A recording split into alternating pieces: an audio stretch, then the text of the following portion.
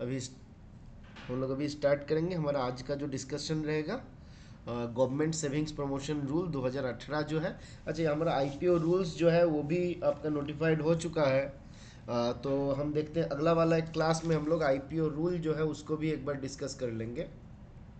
ठीक है।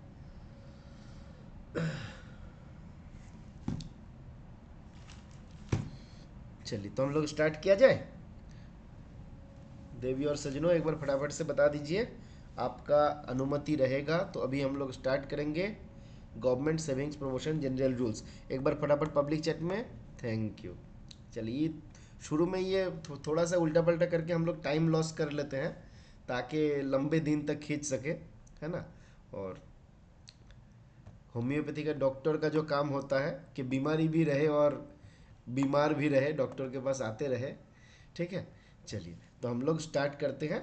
अब जब हम ये पहले रूल के बारे में डिस्कस करते हैं तो ये रूल फ्रेम कैसे होता है ना। जो government savings promotion general rule जो फ्रेम किया गया, तो ये किसने फ्रेम किया और उस फ्रेम करने के लिए उनको पावर किसको किसके द्वारा दिया गया, है ना। तो ये सारा चीज़ें जो है हम लोग देख सकते हैं। क्या बोला जा रहा है? This rule is framed in exercise of power conferred by section 15 of government savings promotion act 1873। तो गवर्नमेंट सेविंग्स प्रमोशन एक्ट 1873 जो है, इसका सेक्शन 15 जो है वो हमारे जो सेंट्रल गवर्नमेंट है, सेंट्रल गवर्नमेंट को एम्पावर करता है कि इस government savings promotion general rule, इस रूल को फ्रेम करने के लिए, है ना। तो कहां से हमको पावर मिला, सोर्स ऑफ पावर क्या है, तो बोला जा रहा है गवर्नमेंट सेविंग्स प्रमोशन एक्ट 1873। हम लोग जानते हैं कि एक्ट जो है वो हमको बेसिक आइडिया देता है और उसके आधार पर डिटेल्ड में बनता है रूल। तो गवर्नमेंट सेविंग्स प्रमोशन एक्ट 1873 का सेक्शन 15 जो है वो सेंट्रल गवर्नमेंट ऑफ इंडिया को पावर दिया कि भाई तुम एक काम करो, कैसे सेविंग्स का काम चलेगा उसके ऊपर गाइडलाइंस बनाओ, एक बेसिक गाइडलाइंस बनाओ, एक बेसिक फ्रेमवर्क बनाओ। तो वो फ्रेमवर्क बनाने के लिए पावर दिया गया गवर्नमेंट सेविंग्स प्रमोशन एक्ट के सेक्शन 15 के द्वारा, है ना। और इसी पावर के आधार पर जो सेंट्रल गवर्नमेंट है उनके द्वारा गवर्नमेंट सेविंग्स प्रमोशन जो रूल है ना, जीएसपीआर 2018 जिसको हम बोलते हैं, इसको गवर्नमेंट हमका सेंट्रल गवर्नमेंट जो है उसके द्वारा बनाया गया। ठीक है। अब आते हैं हम लोग इस रूल का जो शॉर्ट टाइटल है और कमेंसमेंट है, मतलब इसका नाम क्या होगा, किस नाम से हम इसको पुकारेंगे, और इसका कमेंसमेंट मतलब लागू कब से होगा, the date from which this rule will come into force, ये रूल कब से आपका लागू हो जाएगा। तो बोला जा रहा है this rule may be called as the government savings promotion general rules 2018। इसका नाम क्या है, तो बोला जा रहा है government savings promotion general rule 2018। ये रूल लागू कब से हुआ, from which date this rule has come into force, तो बोला जा रहा है from the date of its publication, जिस दिन ये रूल पब्लिक हुआ, मतलब गेजेट नोटिफिकेशन जिस दिन इशू हुआ उस दिन से ये रूल हमारा लागू हो जाएगा। और ये गेजेट नोटिफिकेशन इशू होने का डेट कौन सा था, तो बोला जा रहा है भैया जी ये 5/10/2018 जो है वहां से ये रूल जो है मेरा लागू हो जाएगा, क्योंकि उस दिन इसका गेजेट नोटिफिकेशन जो है आया हुआ था। ठीक है। तो हमको क्लियर हो गया कि शॉर्ट टाइटल क्या है और डेट ऑफ कमेंसमेंट क्या है। चलिए फटाफट से पब्लिक चैट में एक बार हमको बता दीजिए डेट ऑफ कमेंसमेंट क्या है। फटाफट से पब्लिक चैट में एक बार बता दीजिए इसका डेट ऑफ कमेंसमेंट हमने क्या देखा। किशोर ने जवाब दिया, बाकी Akshay very good, very good Abdul Rahman ji, और बाकी लोग बताइए। रवि 5/10/18 वेरी गुड, बाकी लोग भी फटाफट से जवाब दे दीजिए। अरे ठंडे में थोड़ा हाथ जेब से बाहर किया करिए, खाली जेब के अंदर हाथ रखने से काम चलेगा। बाकी देखिए किसी ने अभी तक जवाब नहीं दिया, कहाँ गया, शत्रुधन का जवाब आया, और कौन कौन जुड़े हुए हैं। मिश्रा आपने जवाब नहीं दिए, अब्दुल रहमान, आदित्य गुरु, कुंडू जी, जयप्रकाश जी, किशोर, राकेश, शत्रुधन तो दिए हैं, विशाल जी। चलिए विशाल का जवाब भी आ गया, जयप्रकाश का भी आ गया। विशाल बड़े मुश्किल से जेब से हाथ निकाला है ना। चलिए कोई नहीं, चलिए अभी हाथ फिर से अब जेब में घुसा लीजिए, ठीक है। अभी थोड़ी देर बाद सवाल पूछेंगे, तो जब पूछेंगे तब फिर निकाल लेना है, ठीक है। अब आते हैं हम लोग डेफिनेशन पोर्शन पे, है ना। कोई भी रूल, कोई भी एक्ट हम जब पढ़ते हैं, वहां पे आपका एक डेफिनेशन पोर्शन रहता है। डेफिनेशन पोर्शन क्या बताता है, तो बोला जाए उस रूल में जो डिफरेंट टर्मिनोलॉजी यूज किया गया, उस टर्मिनोलॉजी का मतलब क्या होता है, ये हमको बताता है इस डेफिनेशन पोर्शन। जैसे जैसे यहां पे बोला गया अकाउंट ऑफिस, तो क्या बोला जा रहा है, account office means an office of government savings bank authorized to open an account. तो गवर्नमेंट सेविंग्स बैंक ओपन करने के लिए, खाता खोलने के लिए जिस ऑफिस को ऑथोराइज किया गया, उसी को हम बोलेंगे अकाउंट्स ऑफिस, ठीक है। यहां पे अकाउंट्स ऑफिस का मतलब ये हो गया जहां पे खाता खोला जा सकता है। क्लियर है। यहां पे कुछ जगह पे यूज किया गया एक टर्म जिसको हम बोल रहे हैं एक्ट। तो जब भी इस रूल में, government savings promotion general rules 2018 में जब भी बोला जाएगा एक्ट, उसका मतलब होगा government savings bank promotion act 1873, जो 1873 का फिफ्थ एक्ट हुआ करता था, है ना। तो गवर्नमेंट सेविंग्स प्रमोशन एक्ट 1873 में 73 को यहां पे एक्ट बोला गया। अदरवाइज अनलेस इसमें एक्सक्लूसिवली मेंशन किया गया किसी दूसरे एक्ट के बारे में, जहां पे भी एक्ट शब्द को यूज किया गया, उसका मतलब हो जाएगा गवर्नमेंट सेविंग्स प्रमोशन एक्ट 1873। अब बताइए इस गवर्नमेंट, अच्छा फिर से ना जेब से हाथ निकाल लीजिए, जिसका जिसका हाथ जेब के अंदर है। गवर्नमेंट सेविंग्स प्रमोशन एक्ट 1873 के कौन से सेक्शन के द्वारा दिए गए पावर के आधार पे सेंट्रल गवर्नमेंट ने इस government savings promotion general rule जो है इसको जारी किया? सेक्शन 15। वेरी गुड किशोर, अब्दुल, रवि, मिश्रा, बाकी लोग फटाफट निकालो हाथ, दो जवाब। अरे हमको अगर केबीसी खेलते, आप लोग हॉट सीट में बैठे रहते, तो आंसर देने में ऐसे कंजूसी करते क्या? फास्टेस्ट फिंगर फर्स्ट, है ना। चलिए तो आगे बढ़ते हैं हम लोग। चलिए विशाल जी ने हैंड रेस कर दिया, शत्रुघ्न ने जवाब दिया, वेरी गुड। आगे आते हैं। अब बोला जा रहा है एलिजिबल बैलेंस, ठीक है। एलिजिबल बैलेंस क्या बोल रहा है, तो बोला जा रहा है eligible balance means the amount of balance at the credit of account including the interest accrued thereon. तो मेरे खाते में जो पैसा था, जो बैलेंस था, जिसको मैंने जमा किया, और उसके ऊपर जितना इंटरेस्ट मैंने अर्न किया, है ना, आफ्टर इफेक्टिंग द रिकवरीज, अगर उस खाते से कोई रिकवरी करना है, जैसे जैसे मान लीजिए मैंने क्या किया, प्री मैच्योर क्लोज कर दिया। अब मान लो मेरा आपका टीडी अकाउंट है ना, मेरा जो है आपका 3 साल वाला टीडी अकाउंट है, और मैंने क्या किया, आफ्टर 1 ईयर इसको मैं प्रीमेच्योर क्लोज कर रहा हूं, 1 साल 5 महीना बाद, आफ्टर 1 ईयर्स 5 मंथ हम इस अकाउंट को प्रीमेच्योर क्लोज कर रहा हूं। अब यहाँ पे 3 ईयर्स टीडी में हमको रेट ऑफ इंटरेस्ट कितना मिलता है, कोई बताइए पब्लिक चैट में। 3 ईयर्स टीडी में आपका रेट ऑफ इंटरेस्ट कितना है? 7 है या ज्यादा है? रवि जी कंजूसी काहे कर रहे हैं? किशोर बोला 7.1, अभिजीत बोला 7.1, विशाल 7.5। तो आपका 5 ईयर्स टीडी में रहता है, मेरे हिसाब से 7.2 होना चाहिए। एक बार फटाफट कंफर्म करिए तो 7.2 है या क्या है? फटाफट से एक बार इसको छोटा कर लेते हैं, भैया जी बड़ा बड़ा हो गया है, कहाँ गया उससे ना। कितना होना चाहिए बताइए आपका सेविंग्स? 7.1 है या 2 है? जयप्रकाश आप सब लोग बोल रहे हो 7.1 है, तो हमको लग रहा है कि आप लोग सही बोलना चाहिए, इतना आदमी तो गलत नहीं बोलेगा। चलिए फिर भी देखना हमारा काम है ना। एक बात बोला जाता है इंस्पेक्टर पोस्ट के ये में, कि respect all, suspect all and inspect all. आपको रेस्पेक्ट सबको करना है, सस्पेक्ट भी सबको करना है, और चलिए सही बात बोला, है ना। 6.9 है 1 ईयर्स टीडी का, 2 साल का टीडी जो है वो है 7.0, और 3 ईयर्स टीडी जो है वो है आपका 7.1। है ना। अब जब इस अकाउंट को मैं क्लोज करूंगा, मान लीजिए प्रीमेच्योर क्लोज करूंगा, 7.1 ही है भाई किशोर जी, इसलिए कभी भी ब्लाइंड फेथ किसी के ऊपर नहीं करना, जैसे मैं अभी अभी गलत बोल रहा था, है ना। 7.2 नहीं है, 7.1 है, बिल्कुल सही जवाब आप लोगों ने दिए। तो यहाँ पे क्या होगा, जब हम इसको प्रीमेच्योर क्लोज करेंगे तो कुछ इंटरेस्ट का रिकवरी हो जाएगा।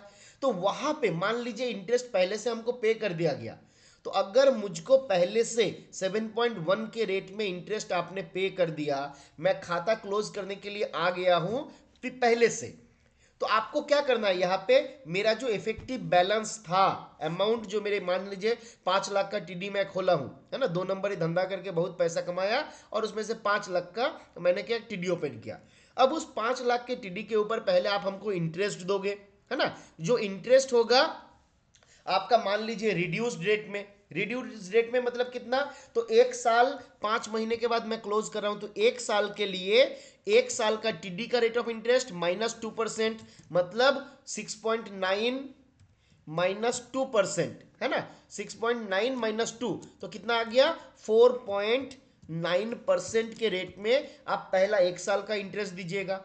फिर ये जो 5 मंथ था इसके लिए हमको 4% के रेट में इंटरेस्ट दीजिएगा। अब ये क्या हुआ, मेरा इंटरेस्ट हुआ। अब मैंने क्या किया था, 1 साल मैंने 3 इयर्स टीडी के रेट में इंटरेस्ट ले लिया था, तो कुछ एक्सेस इंटरेस्ट मैंने ले लिया था, तो वहां से आप क्या करिएगा, हमसे वहां से आप हमको रिकवरी करिएगा, है ना। तो यही बात आपका बताया जा रहा है। देखिए इफेक्टिव बैलेंस के भीतर क्या क्या आता है, तो पहला बोला गया कि जो बैलेंस आपके खाते पे है, फिर क्या बोला गया, जो इंटरेस्ट आपने अर्न किया, फिर क्या बोला गया, अगर कोई रिकवरी है तो उस रिकवरी को इफेक्ट करना है, मतलब उसके ऊपर लागू करना है ना। ये सारा चीज करने के बाद जो बचेगा, है ना, जो अमाउंट हमारा रहेगा, उसी को हम क्या बोल रहे हैं, एलिजिबल बैलेंस, है ना। तो ये बात हमारा क्लियर है, ठीक है। आगे बढ़ते हैं हम लोग। अब यहां पे एक टर्म यूज किया गया, फॉर्म। फॉर्म का मतलब तो सभी लोग जानते हैं, जो इस रूल में कुछ फॉर्म जो है अपेंडेड किया गया, मतलब कुछ फॉर्म नंबर, ये इस रूल के लास्ट में देखिएगा, जब हम यहां पे आ जाएंगे, देखिए टोटल 15 फॉर्म नंबर आपको दिया गया, है ना। Different form number, GSPR 1, GSPR 2, GSPR 3, ये तो क्या है, तो शेड्यूल 1 में मेरा बताया गया डिफरेंट फॉर्म्स के बारे में, तो यही फॉर्म के बारे में यहाँ पे आपका बताया जा रहा है। फिर आता है जॉइंट अकाउंट। तो जॉइंट अकाउंट का मतलब क्या बोला जा रहा है, joint account means an account opened in the names of more than one and up to 4 individual. तो जीएसपीआर जो है वो हमको 4 इंडिविजुअल में खाता खोलने का परमिशन देता था, पर हम अगर पीओएसबी का डिफरेंट स्कीम को देखें, मैक्सिमम कितना लोग मिलके एक जॉइंट खाता खोल सकता है बताइए, मैक्सिमम कितना पर्सन मिलके जॉइंट खाता खोल सकता है, तो अभी अगर हम देखेंगे तो आपका मैक्सिमम 3 जन व्यक्ति मिलके, 4 मिलके जॉइंट खाता नहीं खोल सकता किशोर जी, मैक्सिमम 3 पर्सन्स जो है are allowed to open a joint account together, है ना। तो 4 इंडिविजुअल अभी मेरा नहीं होगा, हमारा कितना हो जाएगा, 3 इंडिविजुअल। तो आपसे अगर सवाल ऐसे पूछ दे कि जीएसपीआर जो है, गवर्नमेंट सेविंग्स प्रमोशन रूल्स 2018 जो है वो क्या बताता है, उसमें क्या प्रोविजन दिया गया, तो भाई हमारा पीओएसबी में जो हमारा एसबी रूल आया हुआ था 2019 में, 2019 के एसबी रूल हमको बोला कि नहीं, 3 इंडिविजुअल मिलके ही मैक्सिमम जॉइंट खाता खोला जाएगा, बट जीएसपीआर जो है वो हमको 4 इंडिविजुअल में खाता खोलने का परमिशन देता था। तो एग्जाम पे अगर अलग से इसको मेंशन करके दिया जाता है तो आपको याद रखना पड़ेगा, वो 4 भी जवाब हो सकता है ना। तो ये हमको याद रखना रहेगा। अब आते हैं हम लोग मैच्योर्ड अकाउंट के डेफिनेशन में। क्या बोला गया, matured account means an account which has completed it term or extended term and has become due for payment। तो कोई भी खाता जिसने अपना टर्म को कंप्लीट कर लिया, 5 साल का टीडी 5 साल हो गया, या फिर मान लीजिए एक्सटेंड हुआ था और एक्सटेंड होने के बाद का जो टर्म था वो टर्म कंप्लीट कर लिया, तो उस खाते को बोला जाएगा मैच्योर्ड अकाउंट, ठीक है। अब आते हैं नॉन रेसिडेंट इंडियन, है ना। NRI, आपको एग्जाम पे NRI देके भी फुल फॉर्म पूछ सकता है, तो हम लोग क्या याद रखेंगे, नॉन रेसिडेंट इंडियन, है ना। क्या बोला जा रहा है, कौन होते हैं ये लोग, तो बोला जा रहा है non resident Indian means an individual being a citizen of India. देखिए पहला बात, कुछ लोगों के मन में ऐसा कंसेप्ट है कि एनआरआई मतलब वो इंडियन सिटीजन नहीं है ना। कुछ लोगों के मन में ऐसा कंसेप्ट है कि एनआरआई का मतलब आपका वो सिटीजन ऑफ इंडिया नहीं है, बट ऐसा नहीं है। एनआरआई जो है वो सिटीजन ऑफ इंडिया ही है ना। तो बोला जा रहा है non resident Indian means individual being a citizen of India और a person of Indian origin who has not a resident, who is not a resident as per the provisions of income tax act 1961। इसका जो हमारा 1961 का income tax act आता है उसके हिसाब से वो मेरे देश का नागरिक नहीं है ना। तो जो इनकम टैक्स एक्ट के हिसाब से मेरे देश का नागरिक नहीं है, मतलब रेसिडेंट नहीं है, नागरिक नहीं है हम नहीं बोल सकते, जो मेरे देश का रेसिडेंट नहीं है, मतलब यहाँ पे नहीं रह रहा है, कहीं पे बाहर रह रहा है, उसको हम क्या बोल रहे हैं, नॉन रेसिडेंट इंडियन। जितना हमको याद आ रहा है 182 डेज से ज़्यादा अगर कोई देश के बाहर रहता है एक आपका कैलेंडर ईयर में, तो वहाँ पे बोला जाता है कि वो एनआरआई है ना। कोई कंफर्म करिएगा। एनआरआई जब हम बोलते हैं, आपके साथ तो शेयर नहीं कर रहा हूं, बट जब यूट्यूब में आप वीडियो देखिएगा या रिकॉर्ड देखिएगा तो वहां पे आपको ये शो करेगा according to income tax act 1961 वो बंदा जो है एक फाइनेंशियल ईयर में यानी कि अप्रैल टू 31 मार्च इसके भीतर they have stayed in India for less than 182 days, है ना। 182 दिन से कम इंडिया के भीतर आपका रहा है तो वहां पे हम लोग बोलेंगे। कुछ और कंडीशन भी है तो मेरे लिए एक दो कंडीशन जानना ही बहुत ज़्यादा है ना। चलिए अब आगे आ जाते हैं हम लोग, अगला जो डेफिनेशन है उसमें हम लोग जाते हैं। अब आता है ऑफिशियली वैलिड डॉक्यूमेंट्स, ठीक है। तो यहां से आपके एग्जाम पे सवाल पूछा जा सकता है। क्या सवाल पूछा जा सकता है कि which of the following document is और are treated as officially valid document as per government savings promotion general rules 2018। क्या बोला जा रहा है, इसके भीतर पासपोर्ट हो जाएगा officially valid document, driving licence हो जाएगा, वोटर्स आइडेंटिटी कार्ड हो जाएगा, job card issued by Mahatma Gandhi national rural employment guarantee act जिसको हम लोग बोलते हैं नारेगा या एम, है ना, MGNREGA, MGNREGA क्या हुआ full form, Mahatma Gandhi national rural employment guarantee act. इसका फुल फॉर्म भी कभी कभी आपको एग्जाम पे पूछ सकता है। तो जॉब कार्ड इशूड बाय नारेगा या महात्मा गांधी NREGA, है ना, इसको भी, है ना, जिसमें साइन किया हुआ रहेगा by state government officer, state government officer के द्वारा साइन किया हुआ रहेगा, ऐसा जॉब कार्ड जो MGNREGA के द्वारा आपका इशू किया गया था उसको भी हम ऑफिशियली वैलिड डॉक्यूमेंट मानेंगे। देखिए आपको अगर एग्जाम पे सवाल पूछेगा ना तो ये वाला ऑप्शन जरूर दे देगा, क्योंकि ये देख के लगता है कि ये ऑफिशियली वैलिड डॉक्यूमेंट होना नहीं चाहिए, है ना। ये पासपोर्ट, ड्राइविंग लाइसेंस, ये voter identity card which has been issued by the election commission of India, ये सारा चीज लगता है कि नहीं भाई ये होगा। बट जॉब कार्ड जो है ये कंफ्यूजन क्रिएट करेगा, तो सवाल अगर पूछेगा तो जॉब कार्ड जरूर ऑप्शन में रहेगा। फिर letter issued by national population register, जो नेशनल पॉपुलेशन रजिस्टर है उसमें उसके द्वारा इशू किया गया जो लेटर है ना, उसको भी हम लोग यहाँ पे ट्रीट करेंगे एज ऑफिशियली वैलिड डॉक्यूमेंट, याद रहेगा। तो ये दोनों आइटम जो है 4 में और 5 में, ये दोनों मेरे हिसाब से बहुत ज़्यादा इंपॉर्टेंट है, आपसे सवाल एग्जाम में पूछा जा सकता है, याद रहेगा। क्या क्या हो गया, एक तो जॉब कार्ड और एक नेशनल पॉपुलेशन रजिस्टर के द्वारा इशू किया गया लेटर, ये आपका ऑफिशियली वैलिड डॉक्यूमेंट कहलाया जाएगा। याद रखना एग्जाम पे सवाल पूछेगा और उसमें अगर गड़बड़ कर दीजिएगा ना फिर जाके देखिएगा मन में कितना दुख दर्द होता है ना। आसान सवाल का जवाब अगर नहीं दे पाते हैं ना हम लोग तो बड़ा कष्ट होता है, मुश्किल सवाल रहता है, कभी पढ़े नहीं है तो वो ठीक है चल जाता है, लगता है कि नहीं भाई चलो आपका ठीक है, बट आसान चीज को छोड़ना नहीं चाहिए। आगे आते हैं हम लोग डेफिनेशन में। क्या बोला जा रहा है? Operation of account.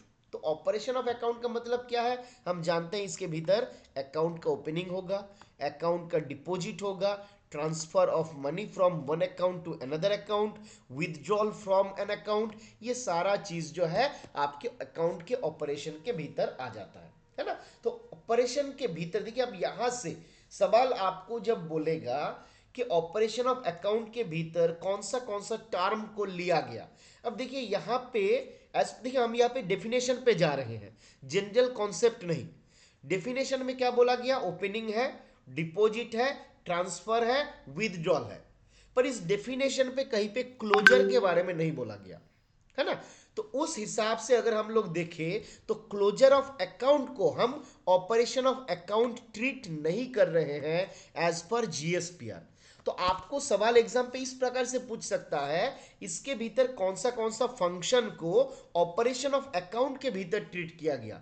Opening of account, deposit in an account, transfer of account and मान लीजिए क्लोजर दे दिया। तो बोला कि which of the following function has not be treated as operation of account under government savings promotion general rules, opening, deposit, closure, withdrawal, none of this, है ना। तो इस प्रकार से आपको सवाल पूछेगा, तो आंसर क्या हो जाएगा बताइए, फटाफट से बताइए सवाल का जवाब।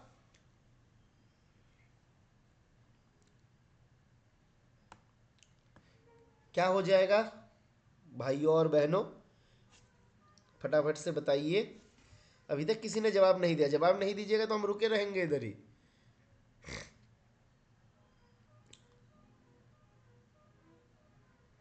सुनाई दे रहा है ना मेरा बातें, मैं जो बोल रहा हूं?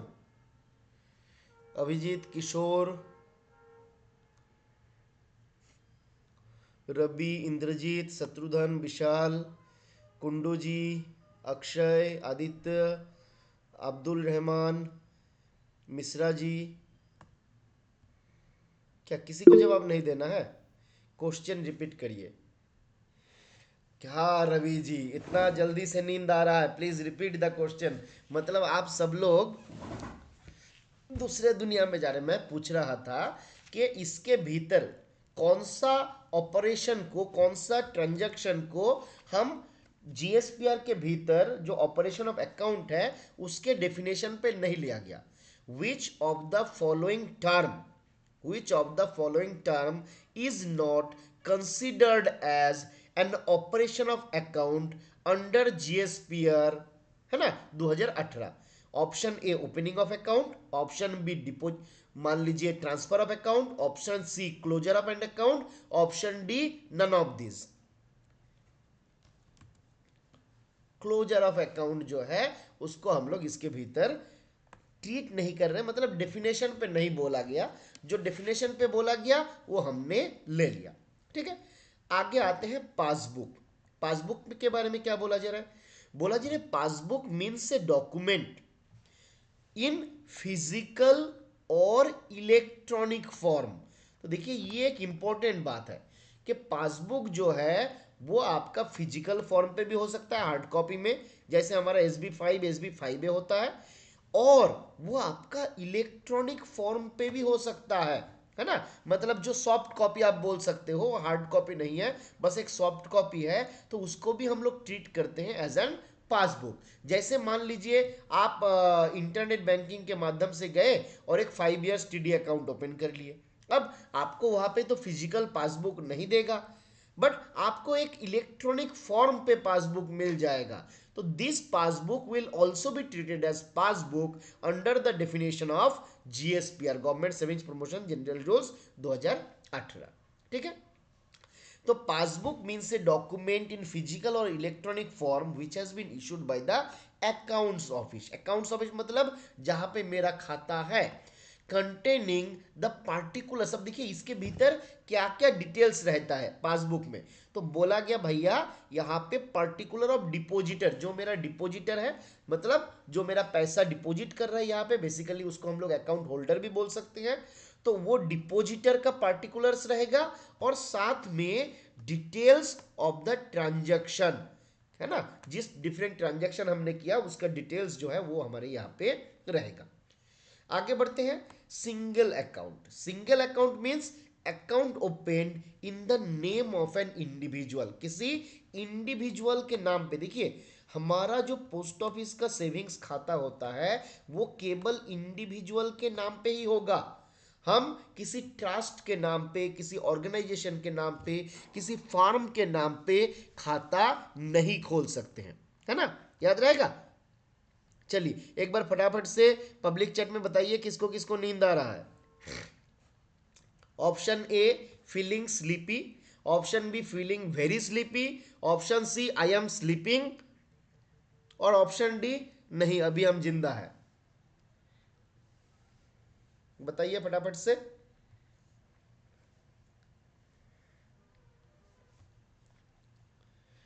ऑप्शन डी आप सो नहीं रहे हैं। चलिए चलिए तो हम लोग आगे बढ़ते हैं। अच्छा सिंगल अकाउंट मैंने देख लिया, तो ये वाला क्लियर है ना, ये याद रहेगा कि केवल इंडिविजुअल के नाम पे ही होता है, केवल इंडिविजुअल के नाम पे ही सिंगल खाता जो है वो खोला जाएगा, किसी ट्रस्ट के नाम पे नहीं होगा, किसी फार्म के नाम पे नहीं होगा, किसी कंपनी के नाम पे नहीं होगा। ठीक है, आगे आते हैं।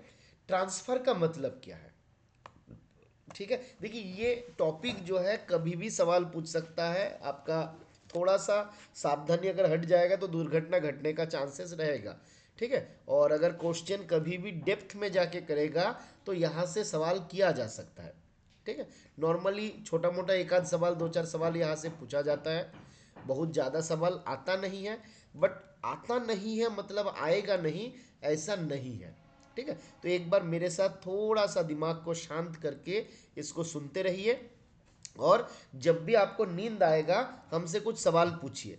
ठीक है, अगर नींद आएगा तो हमसे कुछ सवाल पूछिएगा, फोकट में ऐसे ही बिना कारण से मैसेज करते रहिए, हेलो हाय करते करते रहिए।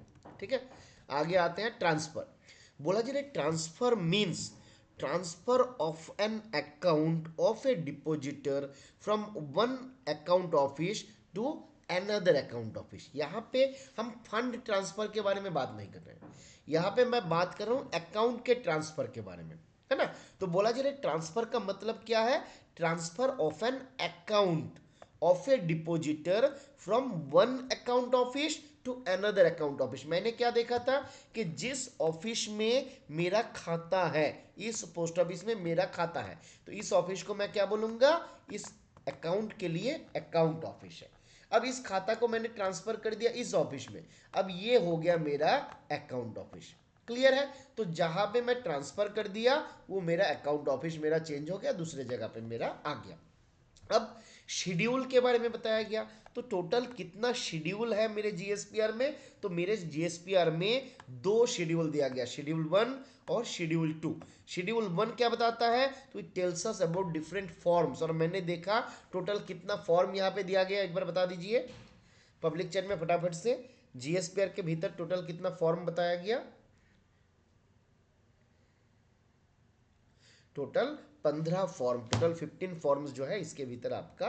वेरी गुड किशोर जी, अभिजीत जी, बाकी लोग जिसको जिसको नींद आ रहा था, किसको किसको नींद आ रहा था, विशाल जी जवाब दीजिए। चलिए चलिए, तो हमारा ये शेड्यूल 1 बताता है फॉर्म के बारे में और शेड्यूल 2 बताता है चार्ज के बारे में। तो ये भी मेरे एग्जाम के एक सवाल हो सकता है ना, कि जीएसपीआर के शेड्यूल 1 में किसके बारे में बताया गया। Option A form, option B charges, option C मान लीजिए कुछ समथिंग और दे दिया, है ना, option D none of these. तो इस प्रकार से हमारा यहाँ से भी सवाल पूछा जा सकता है। अब आते हैं हम लोग eligibility to open an account, एक खाता खोलने के लिए क्या क्या एलिजिबिलिटी होना चाहिए। तो पहला बात बोला गया an adult who is a resident citizen. Resident citizen का मतलब not an, not an NRI, वो आपका एनआरआई नहीं है, वो रेसिडेंट सिटीजन है, मतलब मेरे यहाँ पे ही रहता है, उसको हम क्या बोलेंगे कि भाई वो हमारा खाता खोल सकता है। तो खाता खोलने के लिए इंपॉर्टेंट बात है, देखिए रेसिडेंट सिटीजन ठीक है, तो खाली सिटीजन बोलने से काम नहीं चलेगा, रेसिडेंट सिटीजन हमको बोलना है।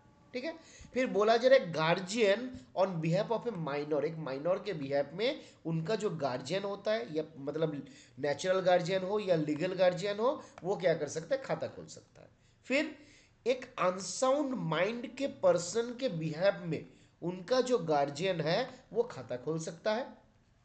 एक माइनर जिसका एज आपका 10 साल हो चुका है, a minor who has attend the age of 10 years, वो भी आपका खाता खोल सकता है।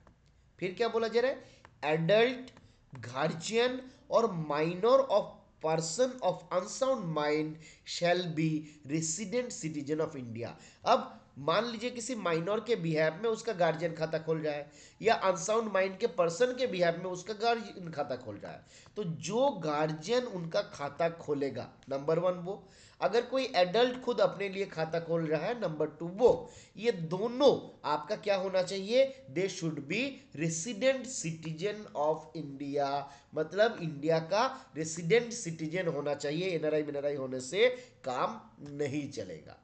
ठीक है, अब बोला जी ने डिपोजिटर अगर कभी एनआरआई हो जाता है, नॉन रेसिडेंट हो जाता है, वहां पर कंडीशन क्या है, तो बोला जा रहा है अगर कभी भी मेरा डिपोजिटर जो है वो एनआरआई हो गया, द अकाउंट में be continued till it's maturity. अब जब मैं खाता खोला था तब तो मैं देश का रेसिडेंट सिटीजन था, but after some period, after certain period before the date of maturity, हम क्या हो गए, नॉन रेसिडेंट इंडियन हो गए। तो बोला जा रहा है ये खाता जो है क्योंकि मैंने ओपन कर दिया, तो बोला जा रहा है तुम क्या कर सकते हो, till the date of its maturity you may continue the account. Maturity होते तक, जब तक मैच्योरिटी नहीं हुआ तब तक मैं इस खाते को कंटिन्यू कर सकता हूं। उसके बाद क्या होगा, तो बोला जा रहा है द बेनिफिट्स, मतलब उस अकाउंट का जो मैच्योरिटी वैल्यू है ना, मतलब प्रिंसिपल प्लस इंटरेस्ट, और आपका मान लीजिए पीएमआई हो या फिर जो जो भी अगला और जो भी है, ये जो बेनिफिट है, बोला जा रहा है benefit will be available only one repatriation basis, non sorry मतलब sorry only on non repatriation basis. Non repatriation का मतलब क्या हुआ, कि ये जो खाता है ये मेरे देश के, मान लीजिए मेरा ड्राइंग बहुत खराब है, ये मेरा इंडिया है, तो आपको इसको इंडिया के भीतर ही यूज करना है, इंडिया के बाहर आप लेके नहीं जा सकते हो। तो benefits available only on non repatriation basis, इसको देश के बाहर ले जाने हम देंगे नहीं, इसको देश के भीतर ही आपको यूज करना रहेगा, उसी के आधार पे आपको, उसी के बेसिस पे आपको ये पैसा जो है पे किया जाएगा। ठीक है, अब ये जो अकाउंट है, इस अकाउंट को आपका एक्सटेंड करने का परमिशन नहीं दिया जाएगा, या फिर मैच्योरिटी के बाद कंटिन्यू करने का परमिशन नहीं दिया जाएगा। अब मान लीजिए कि कस्टमर आया नहीं, फॉरेन कंट्री में ही है 10-15 साल से या 8-10 साल से, है ना, वो हमारे इधर आ ही नहीं रहा है, तो बोला कि ठीक है मैच्योरिटी पीरियड तक तो मैं तुमको इंटरेस्ट दे दूंगा, जो स्कीम इंटरेस्ट होता है वो दे दूंगा, but after beyond the date of maturity, maturity के बाद मैं क्या नहीं करूंगा, no interest shall be paid, आपको कोई इंटरेस्ट जो है वो नहीं दिया जाएगा। याद रहेगा, अगर एनआरआई हो गया तो मैच्योरिटी के बाद कोई इंटरेस्ट नहीं मिलेगा। पैसा पे कैसे होगा, नॉन रिपेट्रिएशन बेसिस पे होगा। अकाउंट कब तक कंटिन्यू किया जा सकता है, till the dates of his maturity. ये वाला पॉइंट जो है ना, ये बहुत ज्यादा इंपॉर्टेंट है, एग्जाम पे कभी भी पूछा जा सकता है, ध्यान रखना है। ठीक है, अब एक तो केस हुआ जहां पे हमारा जो अकाउंट होल्डर था वो आपका एनआरआई बन गया। अब मान लीजिए उसका सिटीजनशिप ही सीज हो गया, तो है ना, किसी दूसरे कंट्री का सिटीजनशिप ले लिया, तो क्या बोला जा रहा है, देखिए ये भी बहुत इंपॉर्टेंट, जीएसपीआर जो है ना, बड़ा मतलब इंटरेस्टिंग एक टॉपिक है, अच्छे से पढ़ने पे हम लोगों को बहुत अच्छा अच्छा इंफॉर्मेशन जो है वो मिलता है। If the depositor becomes non citizen, है ना, वो अगर सिटीजन ही नहीं रहा, उसका नागरिकत्व तो जो है वो खत्म हो गया, तो बोला जा रहा है the account shall be closed or deemed to be closed from the last day of the month preceding the month in which depositor ceases to be a citizen of India। बहुत ज्यादा इंपॉर्टेंट है। अगले बार सवाल में आपका IP exam में ये 2 number का सवाल होने जा रहा है। ठीक है, ये भविष्यवाणी करने का क्षमता मेरा गुरुदेव से मुझे प्राप्त हुआ है, और मेरा गुरुदेव बोला है कि मेरे मुंह से जो बात निकलता है वो 100% आपका लागू भी हो जाता है। इसलिए ठीक है, इसलिए ध्यान देना है, ये सवाल अगले साल आपके एग्जाम पे पूछा जा सकता है। बहुत इंपॉर्टेंट सवाल है। देखिए, अगर कोई बंदा जो है, जो लोग सो रहा है इधर ध्यान दीजिए, एक बार फटाफट से मैसेज करिए जिसको जिसको नींद आ रहा है, फटाफट से मैसेज करिए। चलिए, अब्दुल रहमान को नींद आ रहा है, और किसको किसको, अक्षय और इंद्रजीत, शत्रुघ्न, अभिजीत, है ना। अब पुष्पा ने बोला है झुकेगा नहीं साला, और हम बोलेंगे सोने नहीं देंगे साला, है ना। चलिए चलिए चलिए, अब्दुल जी आपको कम से कम इंटरेस्टिंग लगा। बाकी तो मुझे लग रहा है कि सब आपका बोरियत इतना ज़्यादा महसूस कर रहा है कि उसको पकड़ पकड़ के उठाना पड़ रहा है ना। काश आप लोग मेरे सामने बैठे रहते, तब मैं देख पाता आप लोग कैसे मतलब सो रहे हो, जगे रहे हो, है ना। चलिए, अब वो मौका तो मिलेगा नहीं, ये इंटरेस्ट याद रहेगा ना। देखिए, डिपोजिटर अगर नॉन सिटीजन हो गया तो क्या होगा, अकाउंट को क्लोज मान लिया जाएगा या फिर डिम टू बी क्लोज मान लिया जाएगा। मतलब अकाउंट क्लोज इधर कर देना है, या फिर अगर कर नहीं दिया गया तो it will be deem to be close. और डिम टू बी क्लोज कब हुआ, चलिए एक एग्जांपल ले लेते हैं। आज के दिन में मान लीजिए किसी का जो सिटीजनशिप जो है वो आपका, पहले मान लीजिए किसी का सिटीजनशिप था इंडिया का, अब उसका हो गया मान लीजिए इंग्लैंड का ही मान लीजिए। ठीक है, ये हमारा उतना ज़्यादा तो आइडिया है नहीं, हमारा जनरल नॉलेज थोड़ा कमज़ोर है। तो पहले कोई बंदा जो है इंडिया का सिटीजन था, और बाद में मान लीजिए इंग्लैंड का या ग्रेट ब्रिटेन का मान लीजिए सिटीजनशिप ले लिया, यूएसए का सिटीजनशिप ले लिया, है ना, कनाडा का सिटीजनशिप ले लिया। तो ये बंदा को कब तक मैं इंटरेस्ट दूंगा, और ये खाता को कब क्लोज माना जाएगा बताइए। आज 17/12 के दिन में, 17/12/2024 में किसी बंदे ने सिटीजनशिप सीज हो गया, तो कब तक मिलेगा, the account shall be closed from the last day of month. तो last day of previous month, preceding month. तो 17/12 का प्रीसीडिंग मंथ क्या था, 17/12 का प्रीसीडिंग मंथ था 30/11/2024। तो 30/11/2024 तक इंटरेस्ट मिलेगा। 1 मिनट प्लीज वेट करिए, है ना, 1 मिनट प्लीज वेट करिए, ठीक है। ठंडा जो है ना हमको भी बहुत ज़्यादा लग रहा है। ये टाइम पे कंबल के अंदर चले जाने का मजा ही कुछ और है। सुबह तो लगता है कि ऑफिस अगर नहीं जाना पड़े तो दुनिया का सबसे खुशनसीब आदमी हम लोग होते हैं, है ना। हम लोगों को भी ऐसा होना चाहिए कि आप हफ्ते में 2-4 दिन ऑफिस जाओ, 4-5 दिन छुट्टी लो, बड़ा मज़ा आता है। चलिए, तो प्रीवियस वाला हमारा क्लियर हो गया, आगे बढ़ते हैं हम लोग, है ना। यहाँ तक हमको इंटरेस्ट मान लिया जाएगा। तो 30/11/2024 में हम लोग क्या कर लेंगे, it will be treated that the account has be closed on 30/11/2024। It will be deemed that the account has been closed. अब आगे आते हैं हम लोग ओपनिंग ऑफ अकाउंट के बारे में, क्या क्या बोला गया। चलिए, ओपनिंग ऑफ अकाउंट बोला जा रहा है, an account may be opened by the depositor either by visiting the account office in person or through permissible electronic modes including internet और mobile banking application.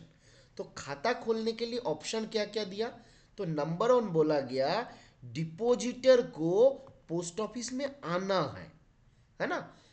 The account में B opened by the depositor either by visiting the account office in person, खुद से खाता खोलने के लिए उनको क्या करना है, खुद से पोस्ट ऑफिस में आना है, और थ्रू परमिसिबल इलेक्ट्रॉनिक मोड्स, या फिर वो इलेक्ट्रॉनिक मोड में भी खाता खोल सकता है, जैसे इंटरनेट बैंकिंग के माध्यम से, मोबाइल बैंकिंग के माध्यम से, यहां से भी आपका खाता जो है खोल सकता है।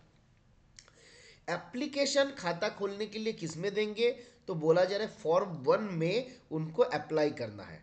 है ना। तो जब हम जीएसपीआर के फॉर्म 1 में आ जाएंगे तो देखिए जीएसपीआर 1 क्या बताता है, अकाउंट ओपनिंग फॉर्म, है ना। और इसी को हमारा आज मतलब जब हम सीबीएस के अकाउंट ओपन करते हैं हमारे पोस्ट ऑफिस में, तो कौन सा फॉर्म हम लोग यूज करते हैं, कौन सा फॉर्म हम लोग यूज करते हैं खाता खोलने के लिए, बता दीजिए एक बार फटाफट से। किशोर जी ने बता दिया, बाकी अभिजीत जी, अक्षय जी, रवि जी, वेरी गुड। तो अकाउंट ओपनिंग फॉर्म जो है एओएफ होता है उसका नंबर। चलिए अब एप्लीकेशन देंगे हम फॉर्म 1 पे, अकाउंट ओपनिंग फॉर्म पे, और साथ में कुछ डॉक्यूमेंट जो है वो इसके साथ एनक्लोज करना पड़ेगा। क्या क्या एनक्लोज करेंगे, proof of age, proof of age of minor in case of account opened by minor or on behalf of minor।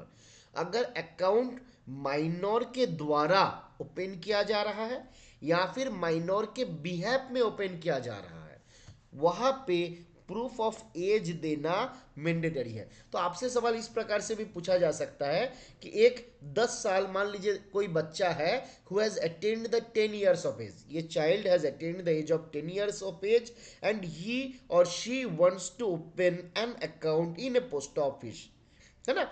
Weather the proof of age is mandatory or not, क्या हो जाएगा answer, proof of age mandatory है या नहीं है, बिल्कुल proof of as जो है मैंडेटरी है। बच्चे के बिहेफ में उसका गार्जियन खाता खोल रहा है तो भी आपका मैंडेटरी हो जाएगा। फिर बोला गया recent passport size photograph, recent passport size photograph जो है वो हमारा जरूरत होगा। और क्या लगेगा, तो बोला जा रहा है certificate of superintend of mental hospital where a person of unsound mind is confined और treated if the account is opened on behalf of the person of unsound mind.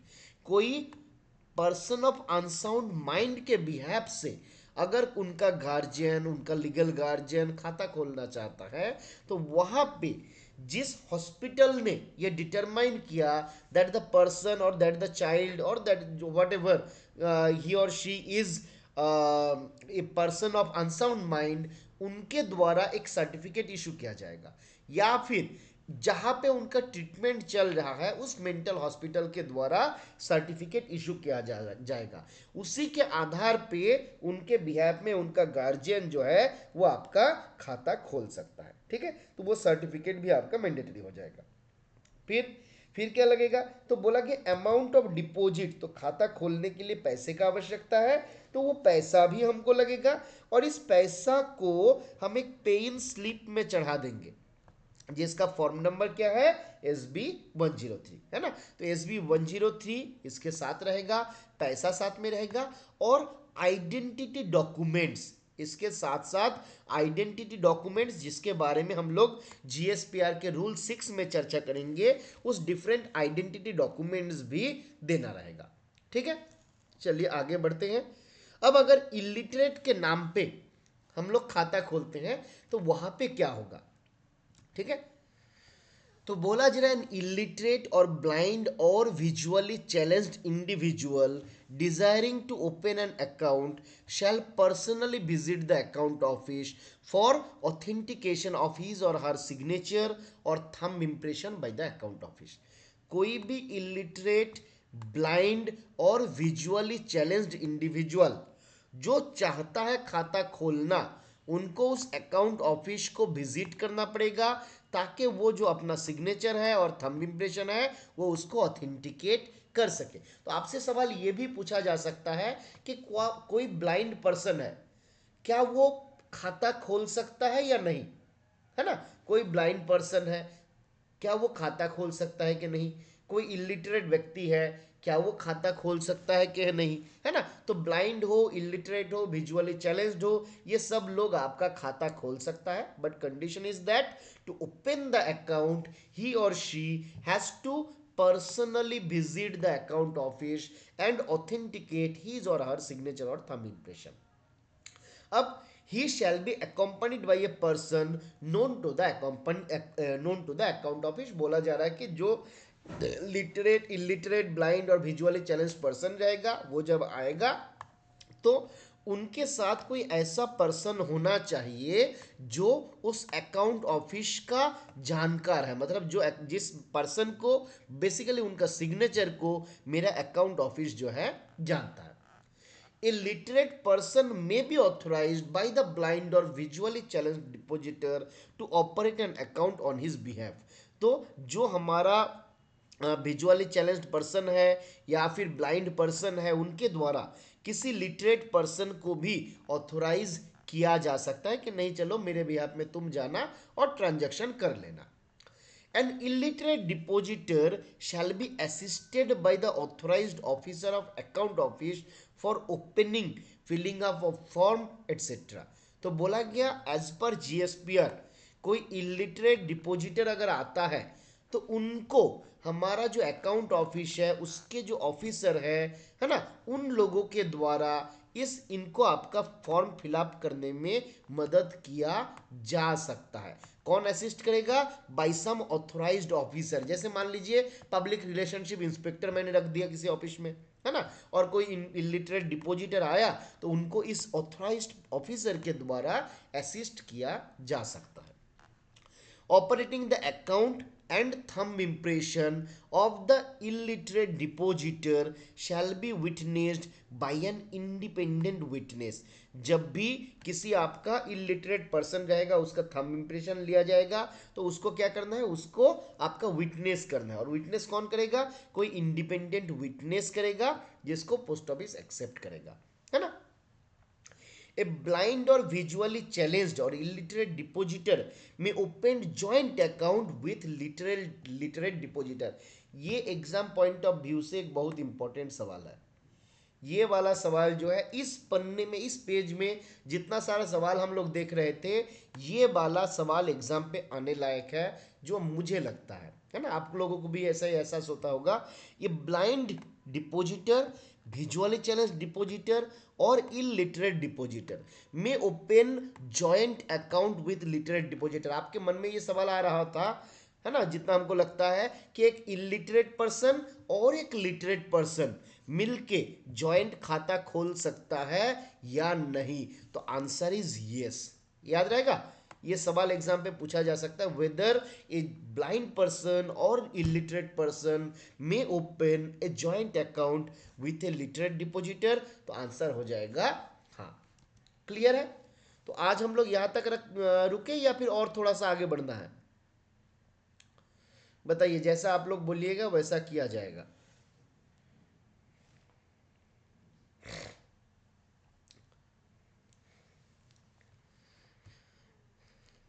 क्या विशाल बोल रहा है थोड़ा आगे? चलिए बाकी लोग जवाब दीजिए। थोड़ा और, अक्षय ने बोला थोड़ा और। चलिए, रवि बोल रहा है नहीं, इंद्रजीत बोल रहा है थोड़ा और। चलिए थोड़ा सा हम लोग और देख लेते हैं रवि जी, ठीक है। आप आंख में थोड़ा पानी मारिए। जैसे मैं कभी कभी क्या करता हूँ ना, हमको जब मान लीजिए ऑफिस में बहुत काम रहता है या फिर घर पे बहुत काम रहता है तो एक बोतल ले लेते हैं, वहाँ से 2-4 बूंद पानी जहाँ पे काम करता हूँ उसके पास में रख लेता हूँ, है ना। और वो पानी जो है बीच बीच में हाथ में लगाते हैं और अपने आँख में डालते रहते हैं। तो मेरा जब नींद आते रहता है वो तो नींद भागते रहता है ना। हालांकि अभी ये ठंडे का समय है, थोड़ा 2-4 एकदम, अच्छा मेडिसिन से नींद आ रही है, चलिए तब तो कुछ हो नहीं सकता उसमें, ठीक है। चलिए थोड़ा सा हम लोग और देख लेते हैं, देख के छोड़ देंगे, ठीक है। कहाँ तक? चलिए ये पेज तो पहले देख लेते हैं।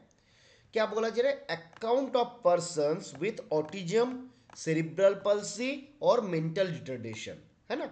तो कुछ अकाउंट है जिसको ओपन कर सकता है कुछ ऐसा व्यक्ति जिनको ऑटिज्म है, सेरिब्रल पल्सी है या फिर मेंटल रिटार्डेशन है। तो वहां पे क्या कंडीशन दिया गया हम लोग डिस्कस कर लेते हैं।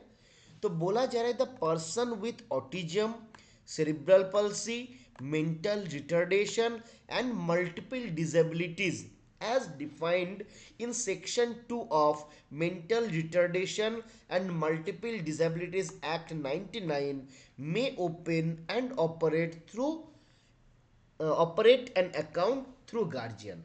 तो यहाँ पे हमको याद रखना रहेगा कि कोई बंदा है जिसको ऑटिज्म हुआ है या फिर वो सेरिब्रल पल्सी से सफ़र कर रहा है, मेंटल रिटार्डेशन से सफ़र कर रहा है ऑटिज्म, सेरिब्रल पल्सी और मेंटल रिटार्डेशन से या फिर किसी अदर मल्टीपल डिसेबिलिटीज से वो सफर कर रहा है, जिसको मल्टीपल डिसेबिलिटीज माना गया।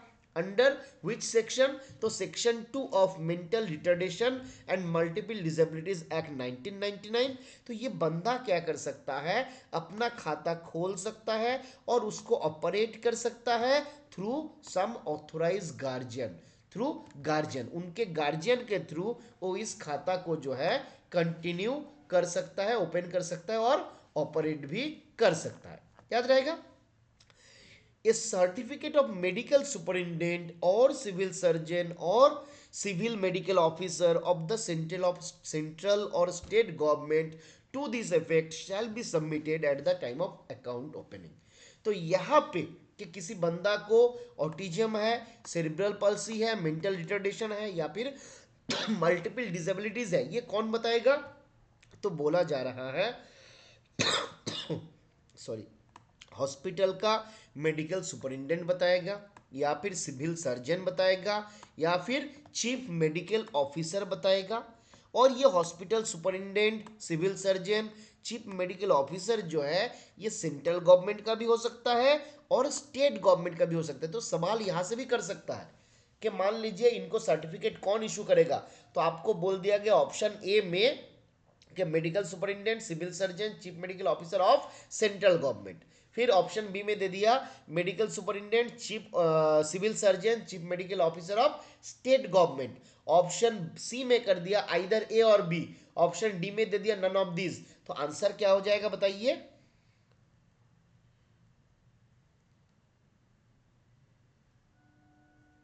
चलिए, थैंक यू अक्षय जी।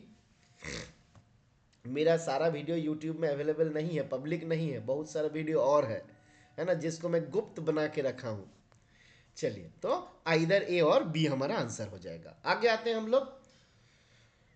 चलिए, आइडेंटिफिकेशन ऑफ डिपोजिटर क्या बोला जा रहा है इसको? चलिए यहाँ अच्छा, आइडेंटिफिकेशन ऑफ डिपोजिटर ना थोड़ा बड़ा हो जाएगा, तो इसको अभी हम लोग छोड़ देते हैं, इसको कल के क्लास में हम लोग डिस्कस करेंगे। आज हम लोग यहाँ तक रखते हैं, ठीक है। और ये पीपीटी मैं आप लोगों के साथ शेयर कर देता हूँ और एक बार आप लोग पढ़ लीजिएगा, कल वाला पोर्शन से भी थोड़ा पढ़ लीजिएगा, तो कल के क्लास में आपको आसान होगा थोड़ा समझने में, ठीक है। यहाँ पे हम लोग समाप्त करें। देवी और सजनों, फटाफट से पब्लिक चैट में बताइए और गुड नाइट विश करते हुए सब लोग कंबल में घुस जाइए, है ना। पढ़ाई लिखाई करना है, खाली ठंडे से आपका काम नहीं चलेगा, उसके भीतर भी पढ़ना पड़ेगा, है ना राकेश जी। चलिए, तो good night, good night to all of you. Akshay, Abhijit, Shatrughan, Kishore, very good night.